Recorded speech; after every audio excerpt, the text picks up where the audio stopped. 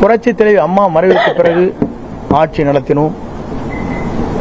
நடத்தியதற்கு பிறகு காலச்சூழல்களில் பல்வேறு கூறுகளாக 3 கூறுகளாக இயக்கம் பிரிந்தது. நாங்கள் அனைவரும் ஒன்றாக இணைய வேண்டும் என்ற நோக்கத்தோடு தான்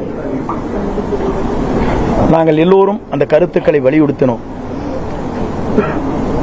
ஆனால் அந்த கருத்துக்கள் பரிமாறப்பட்டதை தவிர செயல்படுத்த இயலவில்லை.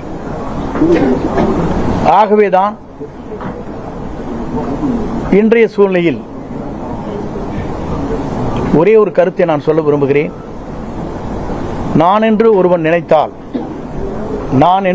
நினைத்தால் ஆண்டவன் தான் என்று கண்டித்து விடுவார், பார்த்துக் கொள்வார்.